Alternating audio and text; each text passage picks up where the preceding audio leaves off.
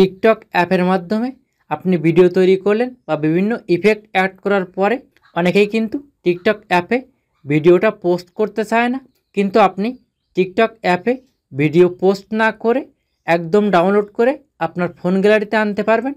কারণ টিকটক অ্যাপের মাধ্যমে কিন্তু অনেক সুন্দর ভিডিও তৈরি করা যায়। এই ভিডিও আপনি কিভাবে ডাউনলোড করে ফোন গ্যালারিতে আনবেন দেখাবো। চ্যানেলে নতুন হলে প্লিজ সাবস্ক্রাইব করবেন এবং বেল বাটন বাজাবেন। ফেসবুক হলে ফলো এবং শেয়ার করবেন প্লিজ।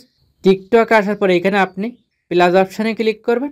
তারপর এইখান থেকে আপনি ভিডিও তৈরি করতে চাইলে ভিডিও তৈরি করবেন, আর যদি তৈরি করা থাকে তখন এই অপশানে ক্লিক করবেন।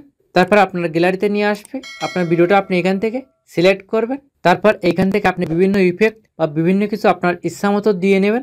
তারপর এখানে আপনি নেক্সট অপশানে ক্লিক করবেন। তারপর এখানে আপনার ইচ্ছা মতো টাইটেল আপনি দিতে পারেন। তারপর এইখানে আপনি কি করবেন, এখানে যে এভরিওয়ান অপশানটা দেখতে পাচ্ছেন এখানে আপনি ক্লিক করবেন। তারপর এখানে আপনি তিনটে অপশান দেখতে পাবেন, everyone, friends and only you. এখানে আপনি অনলি ইউটাই সিলেক্ট করবেন। তারপর এখানে আপনি পোস্ট অপশানে ক্লিক করবেন।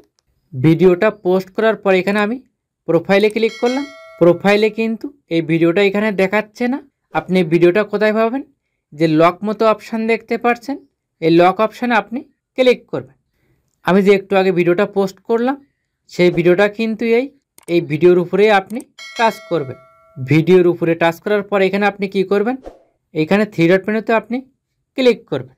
তারপর এখানে আপনি ডাউনলোড নামের একটা অপশান পেয়ে যাবেন। এই ডাউনলোড অপশানে আপনি ক্লিক করবেন। এখানে আপনি পার্সেন্ট দেখতে পাবেন, 100% হলে কমপ্লিট হবে। Download complete. এখন গ্যালারিতে আসি। পাশাপাশি কিন্তু এখানে দুইটা ভিডিও দেখতে পাচ্ছেন সেম। এখানে আমি ক্লিক করলাম। এই কিন্তু সেই ভিডিওটা। এইভাবে এখানে আপনি ভিডিও পোস্ট না করে সরাসরি ডাউনলোড করবেন।